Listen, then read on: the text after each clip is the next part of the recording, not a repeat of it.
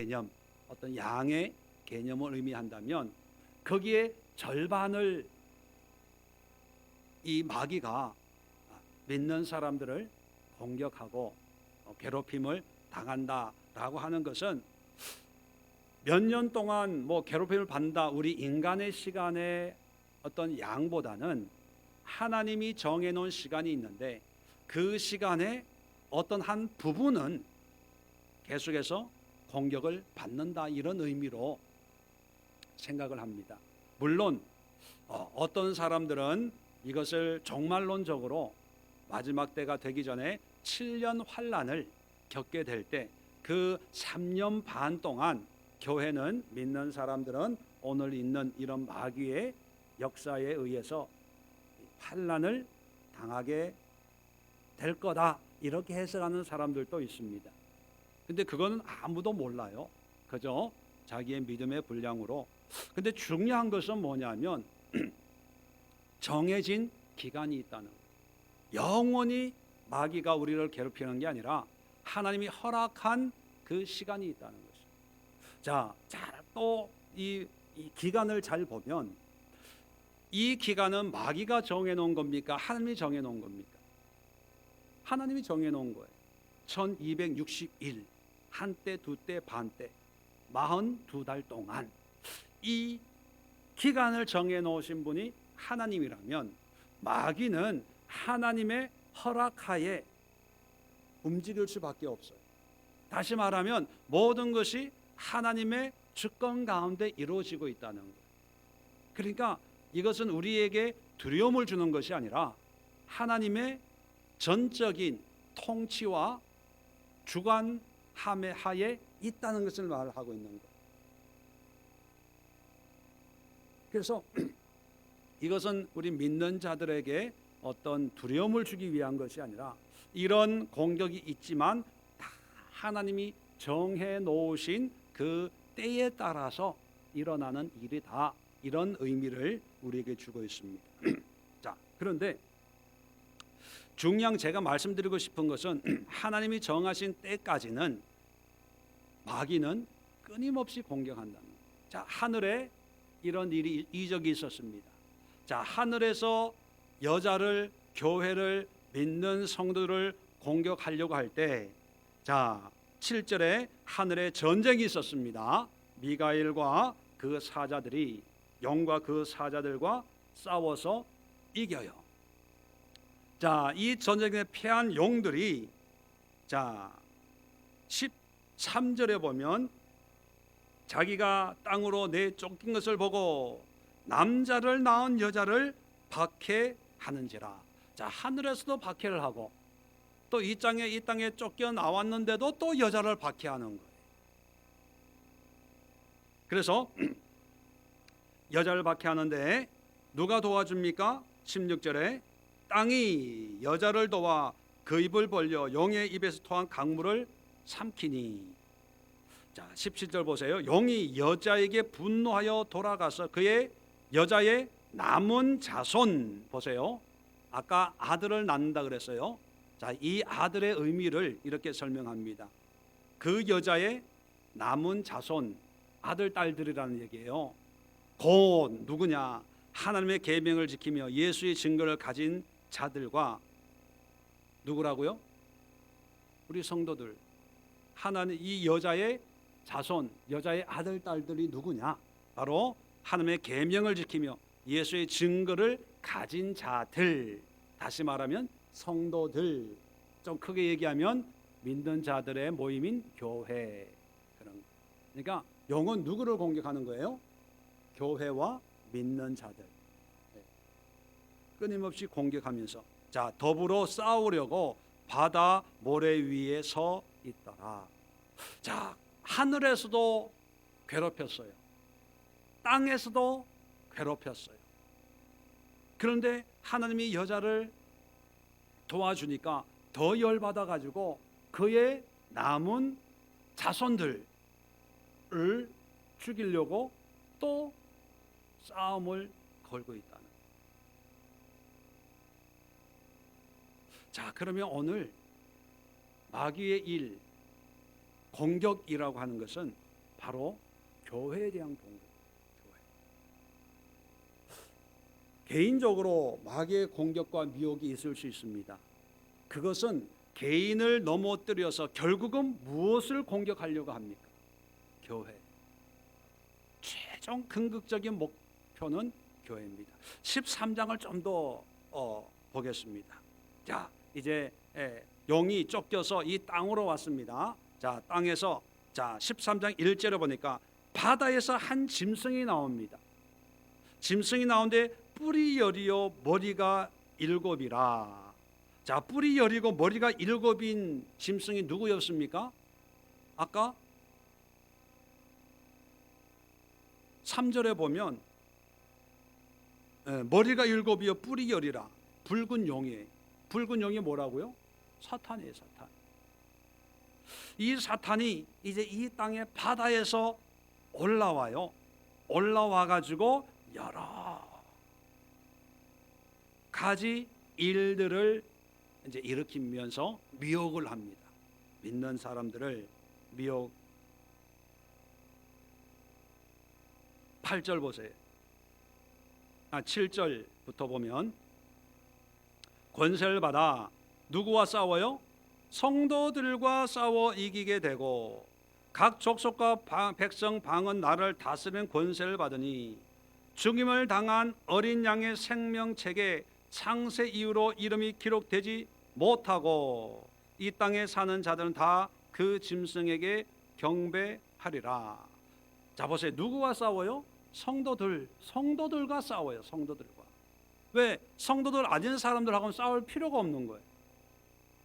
교회와 싸운다는 거예요. 그래서 최종 목적은 뭐냐면 그 성도들이 생명책에 이름이 기록되지 못하게 하는 거예요. 여러분, 교회 못 나오게 하는 게 아니에요. 생명책에 기록이 되지 못하게 하는 거예요. 다시 말하면 구원받지 못하게 하는 거예요. 어떤 사람들은 교회를 나오는데 회방을 하고, 그것도 마귀의 역사입니다. 그런데 마귀의 궁극적인 것은 교회 나오도록 허용을 하더라도 그의 이름이 생명책에 기록이 되지 못하도록 하는 거예요. 왜냐하면 마귀는 압니다. 교회 나온다고 생명책에 이름이 기록되는 게 아닌 것이에요. 어떤 사람들은, 어떤 교회는 그렇게 이야기하는 분들도 있어요. 우리 교회에 등록하면 그 이름이 어디에 기록이 돼요? 생명책에 기록이 되니까 전도해서 교회 등록하십시오. 등록서 써내세요. 그 등록서하고 생명책에 기록되는 거하고는 상관이 없어요. 마귀가 목표로 삼는 최종적인 것은 교회 등록서 못 내게 하는 것이 아니라 생명책에 이름이 기록되지 못하도록 끊임없이 성도들, 하나님의 자녀들과 싸우는 거예요. 자, 11절 또 봅시다. 내가 보면 또 다른 짐승이 땅에서 올라와요. 아까는 어디서 올라왔어요? 바다에서 올라왔잖아요. 이제는 또 땅에서 올라오는 거예요. 땅에서 어린 양 같이, 보세요. 어린 양이에요, 아니에요? 아니에요. 근데 어린 양 같이 두 뿔이 있고 용처럼 말하더라. 그가 먼저 나온 모든 짐승의 모든 권세를 그 앞에서 행하고 땅과 땅에 사는 자들을 처음 짐승에게 경배하게 하니 곧 죽게 되었던 상처가 나은 자니라. 큰 이적을 행하되 심지어 사람들 앞에 불이 하늘에서부터 땅에 내려오게 하고 짐승 앞으로 받은 바 이적을 행함으로 땅에 거하는 자들을 미혹하여 땅에 거하는 자들을 이르기를 칼에 상하였다가 살아난 짐승을 위하여 우리 우상을 만들라. 한마디로 뭡니까? 처음에 나온, 바다에서 나온 짐승의 권세를 힘입어 가지고 기적과 이적을 일으키는 거예요. 능력을 보여주는 거예요. 그러니까 사람들이 인기가 많으니까, 자, 이제 앞에 나온 그 짐승의 형상을 만들어 놓고, 자, 우상을 만들어라, 그렇게 한다는 거예요. 사람들을 미혹한다. 그러니까 땅에서 나온 짐승이나 바다에서 나온 짐승이나 그놈이에요. 서로 힘을 합쳐서 누구를 미혹해요? 성도들을. 이 우상을 만들고 또 짐승을 섬기게 하는 섬기는 이 사람들은 원래는 어떤 사람이었어요? 믿는 자였어요? 안 믿는 자였어요? 믿는 자였다니까요. 믿는 자. 그런 믿는 자들을 미혹하는. 자, 그래서 여러분 잘 아는 뭐 666 표를 받게 했다. 뭐 그런 내용으로 13장이 마칩니다. 12장과 13장을 요약을 하면 마귀는 누구를 타겟으로 해서 공격합니까? 믿는 자들, 한마디로 교회. 뭐 염려가 돼서 늘 얘기하는 거지만 장로교, 감리교 이런 교회가 아니라 모든 믿는 자들 한 사람 한 사람이 있는 그 공동체를 교회라고 표현을 합니다. 성경에서는 건물 교회가 교회가 아니고요. 마귀는 이 건물을 공격하는 게 아니고 마귀는 우리 믿음을 공격하는. 자, 그래서 마귀의 일이 뭐냐? 교회를 공격합니다. 자, 이런 마귀의 공격을 우리의 현실적으로 세분화하면 12장, 13장에 있는 이런 내용들을 오늘날의 용어로 좀 익숙한 용어로 바꾸어서 마귀의 공격을 우리가 분석해 보면 크게 6가지로 분석을 할 수 있습니다. 하나씩 간단하게 말씀을 드리고 이 공격을 가지고 우리 교회뿐만 아니라 한국교회뿐만 아니라 이 마지막 때 주님의 재림을 준비하고 있는 모든 교회들을 위해서 우리가 함께 중보 기도하는 그런 시간을 가지려고 합니다. 자, 첫 번째 마귀의 공격은 뭐냐면 분열입니다. 분열. 갈라지게 한다는 것입니다. 자, 13장에도 제가 잠깐 말씀을 드렸지만 믿는 자들에게 어떤 권세와 능력을 보여줌으로 해서 이 짐승, 이 마귀의 능력이 더 세니까 하나님을 믿지 말고 예수님을 믿지 말고 짐승을 믿어라, 우상을 섬겨라. 자꾸 우리의 마음을 갈라놓는 거예요. 예수님만, 십자가만 따르겠습니다 하는 그런 믿음을 가지고 있는 사람들에게 아니야, 이것이 더 좋아, 이것이 더 나아, 자꾸 그런 마음을 주어서 오직 말씀, 오직 진리, 오직 십자가에 머물지 못하도록 우리의 마음과 생각을 분리시키고 분열시킨다는, 이게 마귀의 공격입니다. 그리고 보면 집에 가서 13장을 한번 읽어보세요. 이 13장 마귀가 이 세상에 보여주는 모습들은 예수님이 이 세상에서 보여주면서 하나님이 목적하는 것하고는 달라요. 뭐냐면 예수님도 능력을 보여주었습니다. 그런데 그 능력은 목적이 아니에요. 그죠? 표적의 현상은 우리에게는 놀랍지만 하나님에게는 그것이 목적이 아니고 뭐가 목적이었습니까? 메시지, 복음이 목적이에요. 복음, 하나님의 나라, 하나님의 백성. 그런데 마귀는 능력이 목적이에요.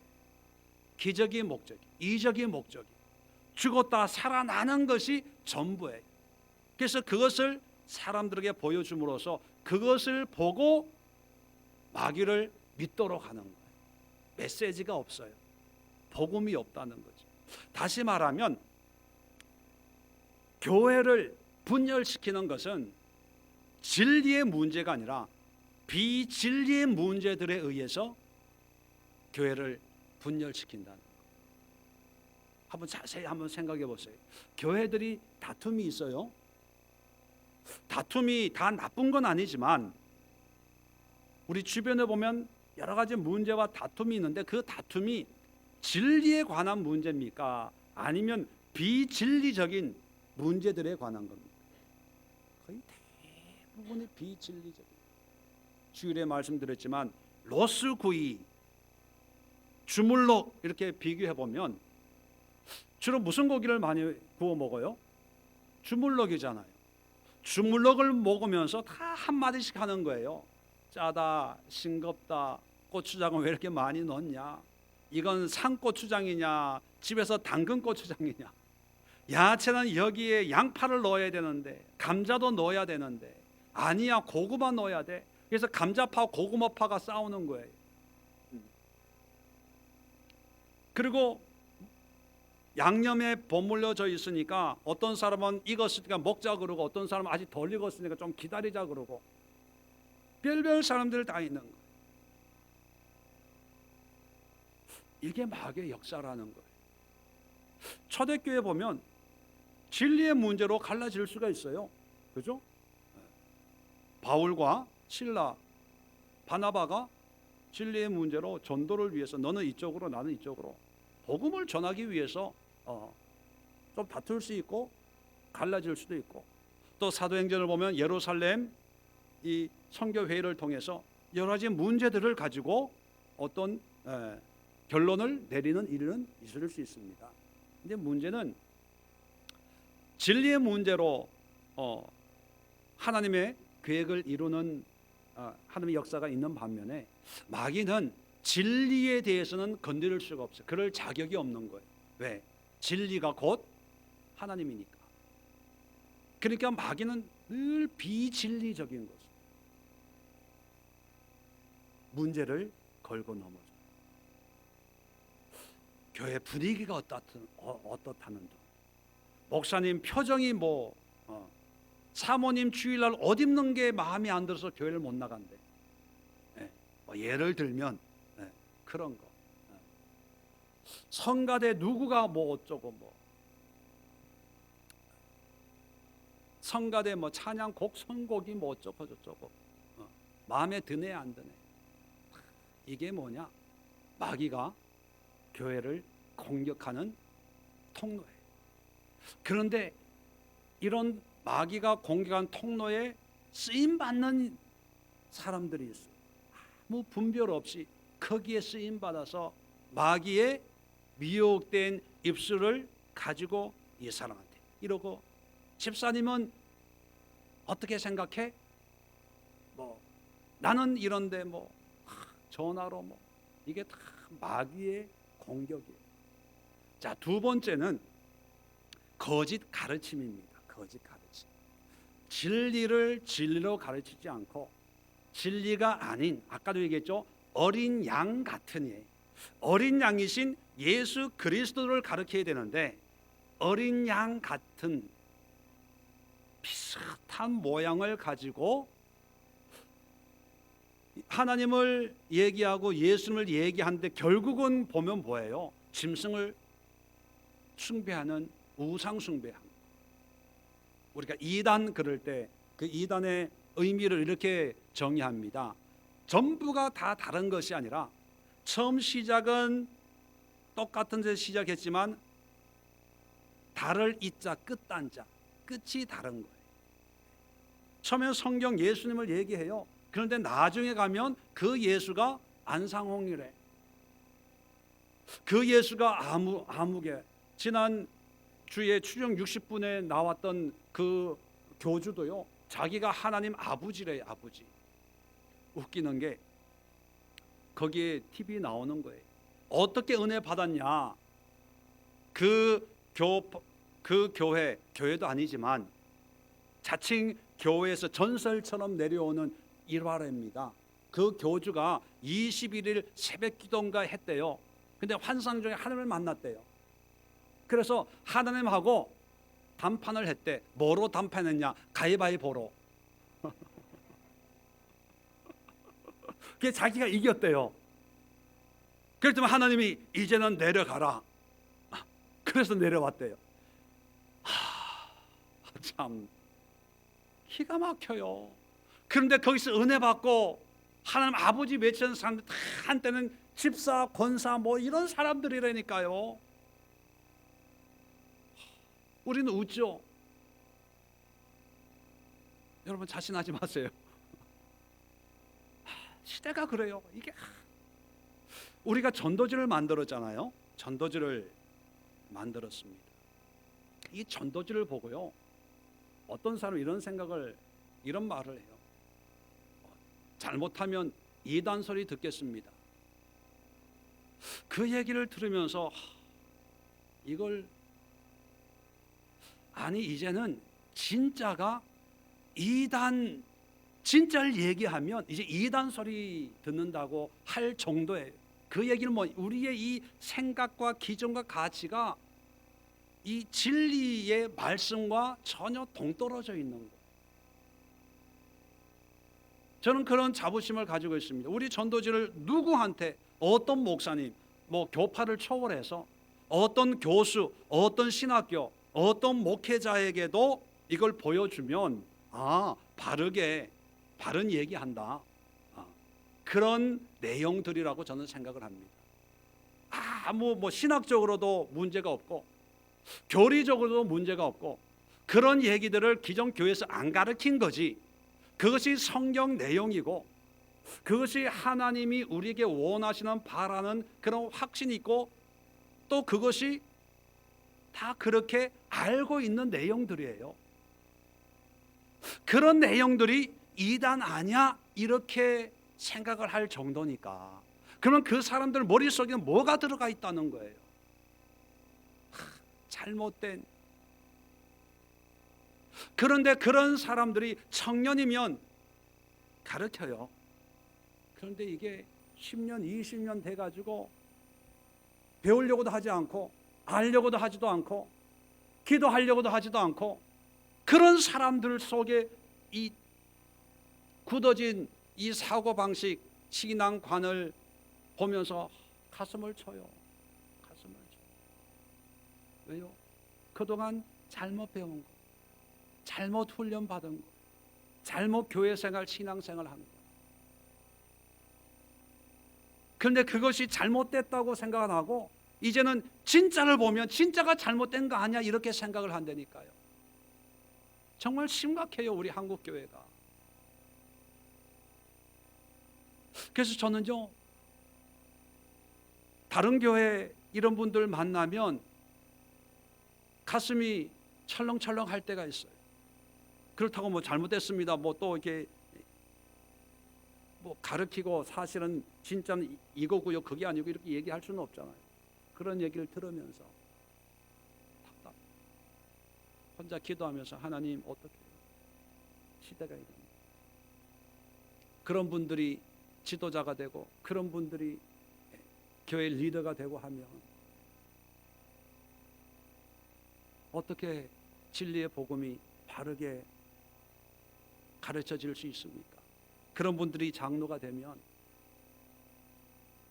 바른 말씀을 전하는 목사님들이 어떻게 견뎌낼 수 있습니까? 그들과 타협하고 그들의 생각과 적당하게 조화를 이루는 목사님들은 그냥 10년, 20년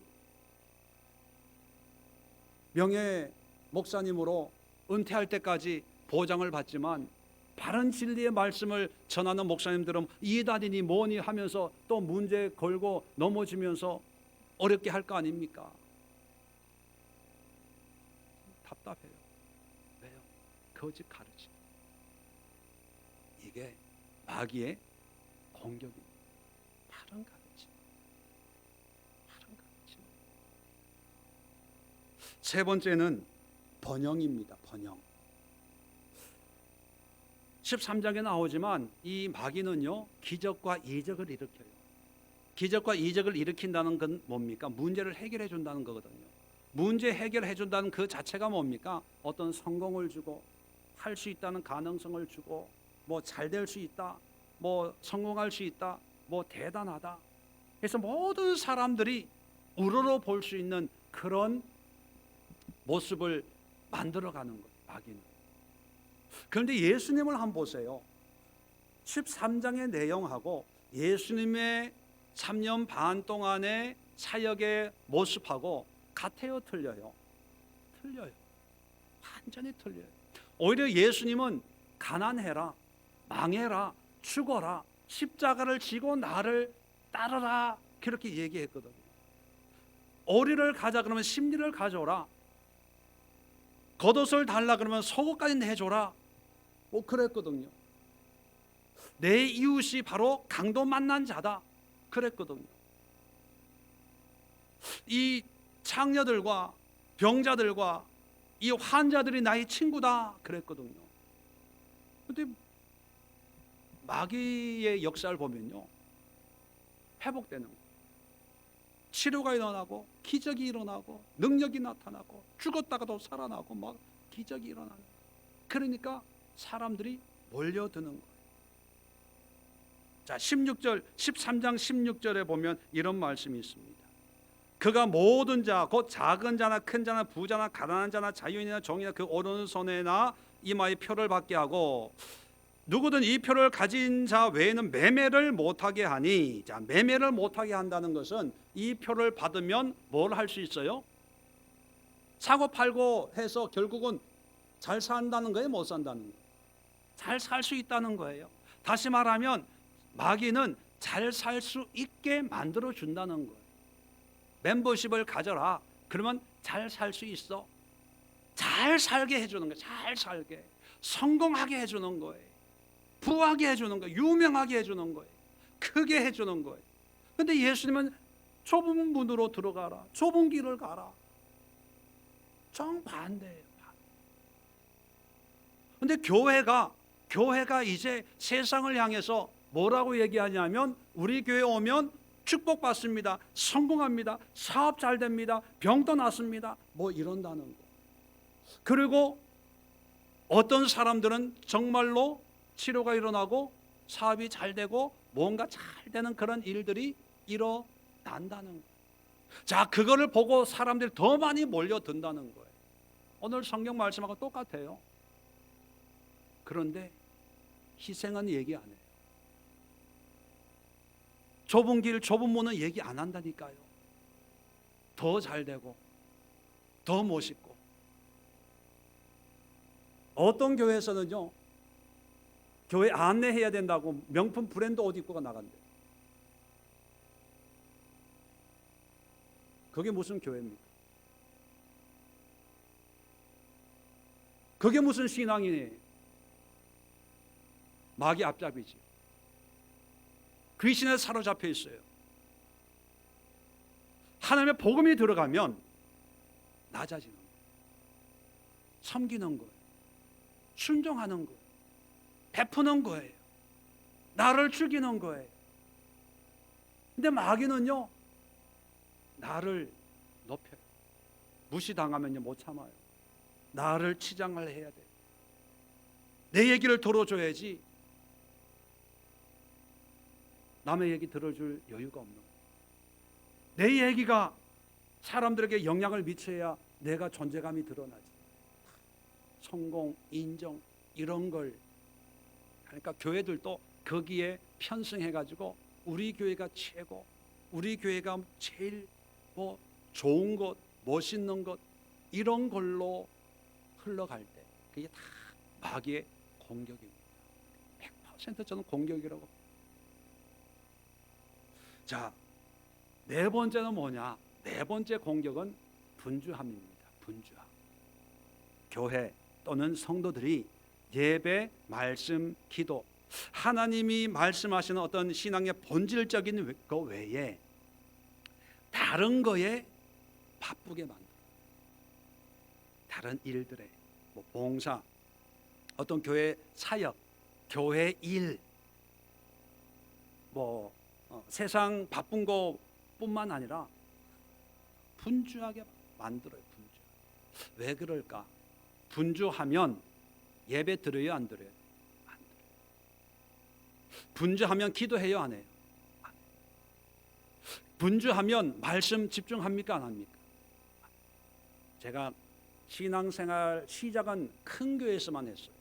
사역도 큰 교회에서만, 적어도 3,000명, 이런 미국에서도 3,000명, 여기서도 뭐 2,000명, 3,000명 교회에서 했는데요. 거기에 일꾼들이 많지 않습니까? 부교역자님, 뭐 전도사, 부목사님부터 시작을 해서. 근데 여러분, 봉사하는 사람들이 예배에 집중하는 거 못 봤어요. 주일날 다 그분들은 봉사가 먼저예요. 봉사.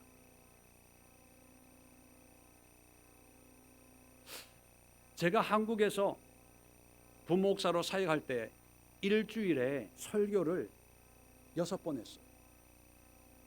담임 목사님은 2부, 3부 그리고 저녁 3번 설교를 하는데 저는 매주 6번 설교예요.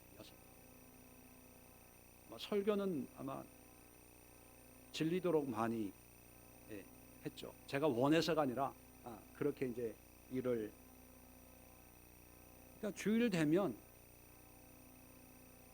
저녁 되면 이제 기진맥진한 거예요. 얼마나 제가 힘들었냐면 주일 6번 그것도 똑같은 설교를 하는 게 아니라 중등부 설교, 고등부 설교, 청년부 설교 그리고 중국어 설교 뭐 이런 게 다 다르니까 이 설교가 다 달라야 돼요. 월요일 날 신방을 갔다가 커피 한 잔 마시고 쓰러졌잖아요. 의식을 잃고 앉았다가 일어났는데 핑 해서 기억이 없어요. 그냥 얘기 들어보니까 막대기처럼 그냥 뒤로 넘어지더래요. 그래서 이게 땄는데도 이게 피가 안 나와가지고 그런 걸 경험하고 또 이런저런 모습을 보면서 교회에서는 예배, 기도, 말씀 외에는 없어야 되겠구나. 기본적인 거 외에는. 그래서 저희 교회는 뭐 행사 이런 걸 1년에 한두 번만 하고 이것도 일이 많다고 하면 어쩔 수 없지만 힘들다고 하면 어쩔 수 없지만 다른 행사가 없습니다. 그리고 주일이면 담당한 주방 봉사 외에는 그냥 봉사하고 기도하고 예배하고 성경 공부하고 말씀 공부하고. 오늘날 마귀가 시대적으로도 그렇고 교회적으로도 그렇고 자꾸 바쁘게 만들어요. 근데 사실 보면 육신적으로 바빠서 바쁜 게 아니라 뭐가 바쁘게 만들어요? 마음이 바쁘게 만들어요. 괜히 남들이 워낙 바쁘니까 자기는 여유를 가지고 기도할 수도 있는데 집에 쉬면서도 바쁘대. 기도할 시간이 없대요. TV 보고 앉아 있으면서도 기도할 시간, 말씀 볼 시간이 없다고 생각하는, 이게 마귀의 공격이에요. 마귀의 공격. 그냥 여러분 하루를 한번 24시간 시간을 해서 내가 시간을 어떻게 활용해 한번 보세요. 정말 바쁜가? 물론 바쁜 날이 일주일에 며칠은 있어요. 근데 일반적으로 일반인들이 가지고 있는 목사님 바빠요. 바빴어요. 어떤 분에게 예배 드립시다 그랬는데도 작년부터 예배 한번 드리자 그랬는데 아직도 예배를 안 드려요. 이유가 뭔지 아세요? 바빠서요. 그래서 내가 문자를 보냈어요. 집사님, 다 바쁘지요.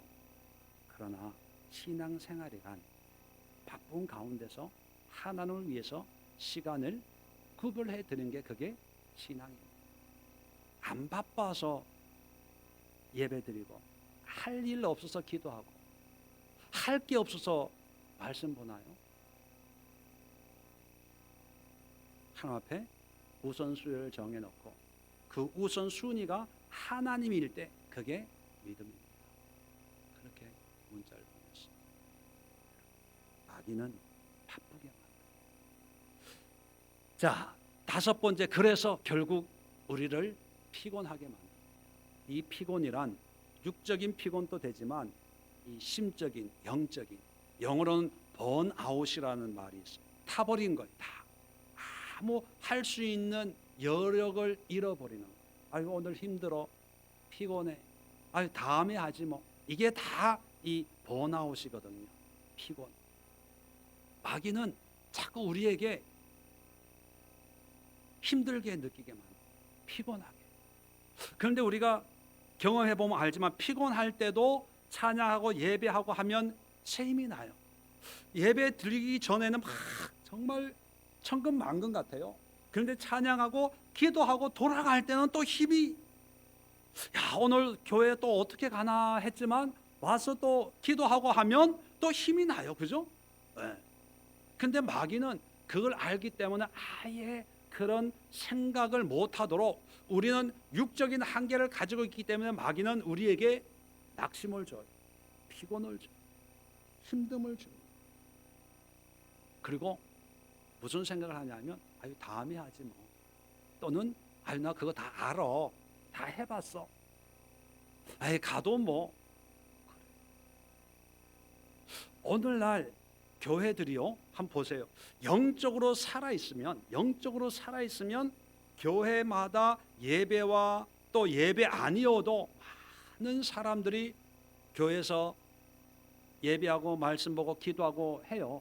그런데 요즘 보면 몇천 명, 몇만 명 나오는 그런 교회도 주일만 그래요. 주일만. 주중에는 없어요. 없기 때문에 그 큰 교회를 활용하기 위해서 주중에 다른 행사들을 하는 거예요. 제 말 맞아요, 틀려요?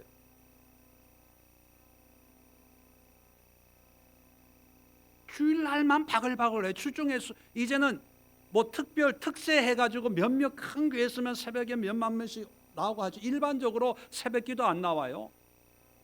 새벽기도도 안 하는 사람들이 와가지고 왜 이 교회는 새벽기도 없냐고 그러고. 주중 예배는 아예 이제 안 나오는 걸로 됐어요. 옛날에는 10년, 20년 전에는 주중 예배 안 나오면 굉장히 미안했거든요. 미안했어요.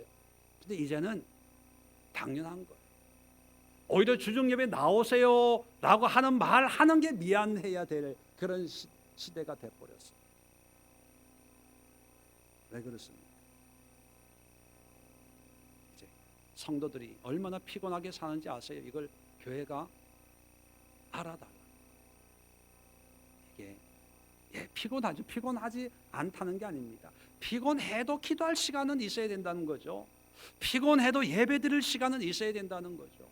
피곤해도 말씀과 기도에 투자할 시간은 남겨놓고 기도해야 된다는 거예요. 답답해요. 그러고는 기도해달래.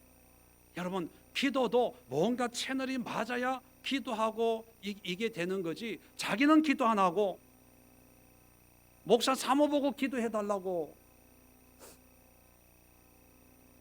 이분들은, 이런 생각을 가지고 있는 사람들은 신앙적인 이 가르침이 잘못된 거, 어디서 그렇게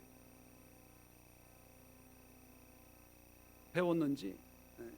목사님 뭐 기도해 주세요. 목사님 가르쳐 주세요. 가르쳐 주는데 와야 가르쳐 주지. 마지막으로 6번째 중요한 거예요. 가정의 붕괴입니다.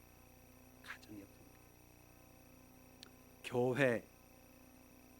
교회와 가정은 뗄래야 뗄 수 없는, 신앙과 가정은 뗄래야 뗄 수 없는, 뭐 굳이 말씀을 안 들어도 창세기 3장부터 교회를 세우기 전에 하나님 먼저 가정을 세웠어요. 아내 남편을 향해서 뭐라고 그랬어요? 한 몸이다 그랬거든요. 그 몸으로 하나님이 기뻐하시는 뭐를 들으라? 산 제물로 들어라. 그러면 아내와 남편, 가정이죠. 가정을 통해서 하나님 앞에 영광 돌릴 때 마귀의 미혹을 이겨낼 수가 있다는 거예요. 뒤집어 보면 마귀는 끊임없이 가정을 공격합니다.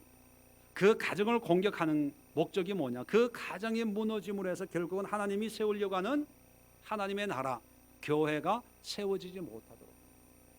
많은 역사학자들이 연구를 이 모양 저 모양, 이 각도 저 각도 했는데, 핍박받던 기독교가 200년, 300년 만에 기독교가 공인이 됐어요. 세계적인 종교가 됐다는 거예요. 그 이유가 뭘까? 그걸 연구한 학자들이 많은데, 많은 사람들이 기독교 공인의 큰 중요한 요소 가운데 누구나 할 것 없이 다 거론 언급하는 게 뭐냐면 기독교 가정의 가치관 때문이라. 로마 사회는 우리가 생각하는 것 이상으로 음란한 사회였습니다. 그런데 기독교 가정만큼은 그 사회에서 핍박과 순교를 각오하면서도 믿는 사람들끼리 모여서 기도하고 순교를 지키고 깨끗하고 근면 성실한 이런 기독교의 가치관으로 무장되었기 때문에 그런 기독교 가정의 어떤 영향력에 의해서 존경받고 인정받는 그런 기독교가 됐다 이렇게 얘기합니다. 그렇게 보면 오늘날 기독교의 붕괴가 어디에서 시작했냐 여러 가지 이유를 댈 수 있어요. 그러나 또 한편으로는요 기독교 가정의 붕괴 때문에 교회가 무너집니다. 그리고 그 속도가 점점 빨라집니다. 윌로우 크릭 커뮤니티 교회라고 아주 유명한 교회입니다. 미국에서 영향력 5위 안에 드는 이 교회는 전 세계 목회자들을 모아놓고 세미나를 하는 그런 교회. 책도 많이 썼습니다. 누구죠? 윌로우 크릭 갑자기 생각이 안 나는데 이분이 간음 문제로 사임을 했고 한국에 그분의 책을 출판하는 규장이라고 하는 그 출판사에서는 그분의 책을 절판하겠다. 빌 하일벨스 목사님 아주 유명 들어보신 분도 있을 거예요. 워낙 유명하니까. 한국 목사님들 큰 교회 목사님들 중에 이 교회 방문 안 해본 목사님들이 없어요. 아예 관광 투어 코스로 잡아놓고 시카고에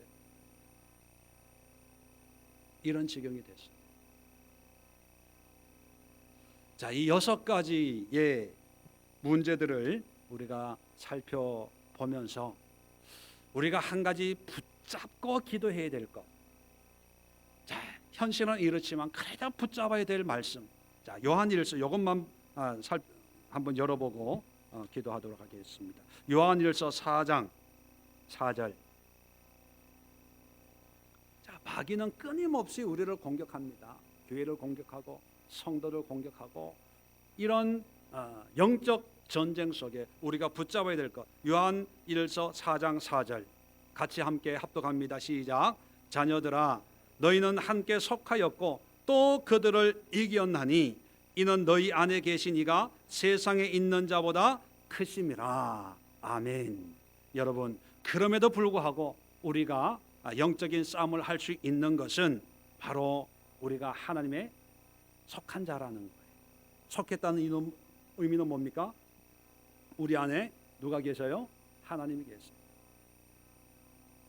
우리 안에 하나님이 계시기 때문에 비록 마귀의 공격은 있지만 하나님으로 말미암아 능히 이길 수 있어요. 초대교회 성도들에게 그들을 이겼다 완료형으로 얘기하고 있습니다. 그 이유가 뭐냐면 너희 안에 계신 이가 세상에 있는 자보다 크심이라.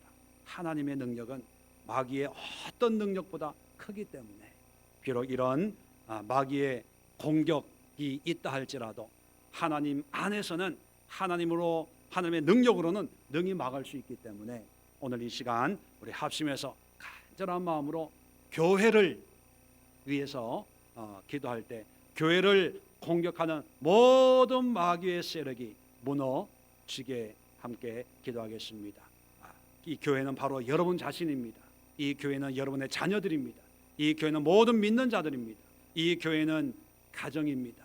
이 교회라고 하는 것은 모든 하나님이 세우신 교파를 초월해서 하나님을 예배하고 경배하는 모든 사람들을 통칭해서 교회입니다. 우리 교회만의 의미가 아닙니다.